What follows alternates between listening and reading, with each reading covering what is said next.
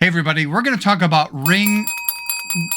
All right, not that kind of ring. I'm talking about ring lights to be used in our studio. There's a pros and cons of those. Hey, Steve, would you get one? I think you'll be surprised at my answer. Are we ready for this? Let's do it.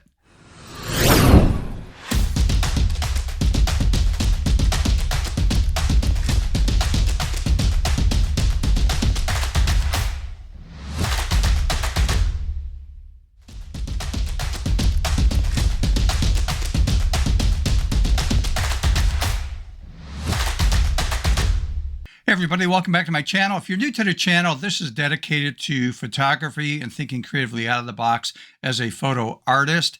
I typically don't review camera bodies if anybody's been following me for a while, because to me, those are irrelevant. Cameras are so good today. It doesn't matter what manufacturer you choose, as long as it meets your needs and what you like to do in photography. But I occasionally get asked about other types of things, other hardware or equipment that's not a physical camera. And this one came up, and that is, hey, have you ever used a ring flash? And what are your thoughts about it? And so I was thinking about this. I used one at a photo shoot. It wasn't mine, but somebody had brought one and I tried it out. And this was quite a few years ago. And it was like fun, a little bit gimmicky, very expensive, because at that time, they were actually a strobe type tube that goes around. And we're going to talk a little bit more about that versus LEDs, and the LED types were not available. So we're going to talk about two things here first. Number one, what is a ring light and how would I use that? And there are actually two types of ring lights, and then there's two categories. So let's talk about the two different types. So let's take a look at this image right here. This is by Godox. I'm not picking on Godox here. Other companies make this that goes on your camera, and the light affixes right to your lens, and you're shooting through that. Now, we'll take a look at some images here in a minute, but that is a type. The other type would be a large ring. It could be 12 inches, 18, or larger, based on the manufacturer. And that light that you would shoot through with your camera, you can hand hold the camera to shoot through there, or you could place on a tripod. I mean, whatever type of photography you're doing, whatever fits your needs. But those are the two types. Right on the lens, no, it's a separate device, and it's bigger, and you're shooting through it.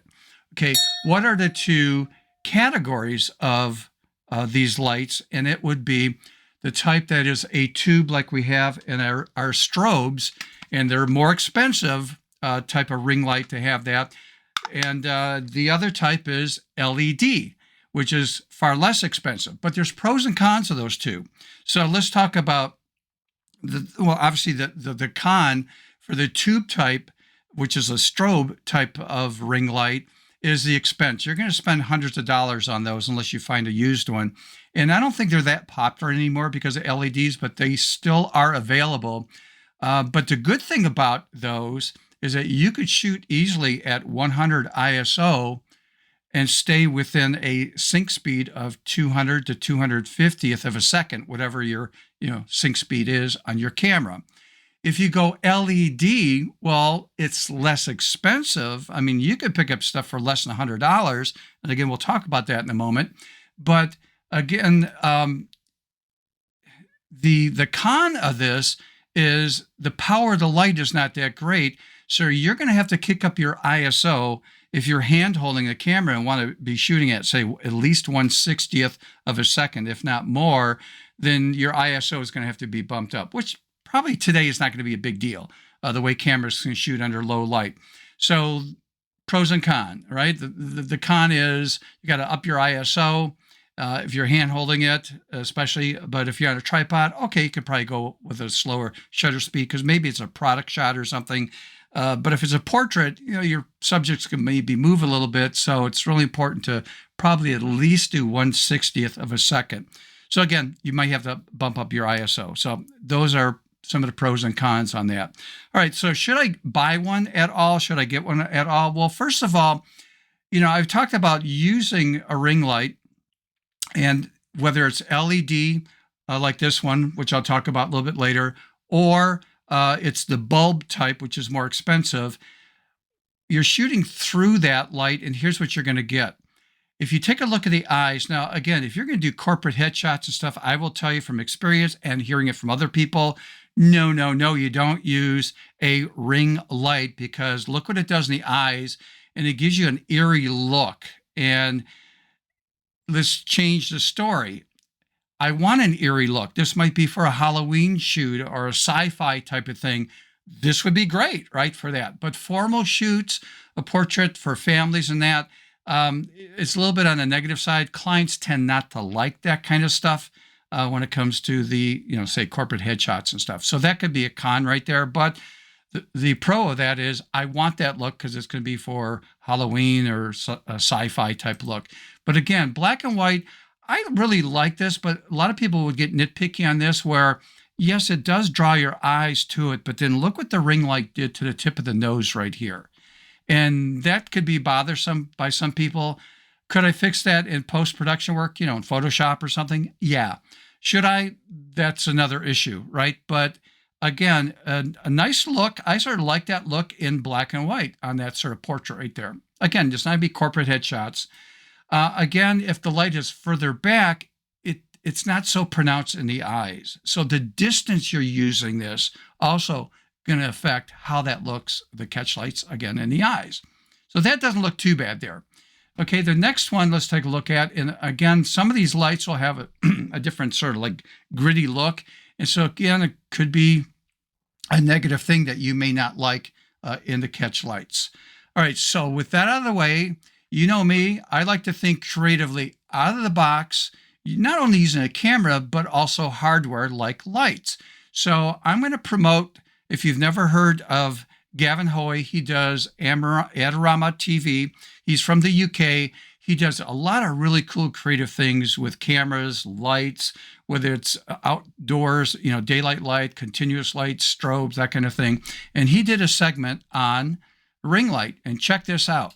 I did some captures from the video. I'll put the link in the show notes so you can watch the entire video. I would recommend subscribing. He does a great job. I like his creativity. But look at this. He's using this as an object rather than, say, a typical softbox. It just has a different look and feel by having that as an element in your composite of your image, or composition of your image, I should say. And it has a really cool look. Again, using it in a different way, but again, not shooting through the light. That's what I'm talking about. Not through the ring light, but using it as a traditional light, but using it as an element in your composition of the shot. Something like this, I love this. Now think about this. You may not shoot, headshots or models or whatever, but how about if you did something creative with a product shot? Like, I don't know, a bottle of perfume. How could I use that element to complement that bottle of perfume, or a bottle of whiskey, or I don't know, bottle of beer or something like that. But I think you can do something really creative with a ring light as the object to showcase a product shot. Also, again, back to how about hand holding it like this? I mean, really creative, and other things you'll see that Gavin will do. So again, here we go. I love that. In fact, I think I'm going to try that in the future when I have time. But again, I like the fact that he's using the light very creatively and not using it like a traditional way, and that is shooting through it with the camera. So again, this setup right here, should I get it? Well, I bit the bullet and I ordered that from Amazon, $35, $34.95 US. With tax, it was well under $40. The point is, why would I get this? I don't have a guilt feeling if it's on a shelf for a few months and I haven't been using it on a regular basis, because I didn't worry about investing hundreds of dollars on something and then it's sitting on that shelf. For $35, yep, I'm going to play with this. I think this is going to be fun to do. So again, just come back to here with Gavin Hoey. Take a look at the video. It's in the very bottom. Again, if you haven't subscribed to my channel, please like the video, subscribe if you have not subscribed, and hit that notification bell. And next time I upload a video, you get notified. And let's end this with, again, let's get that camera out. Let's think creatively, literally out of the box. Until next time, see ya.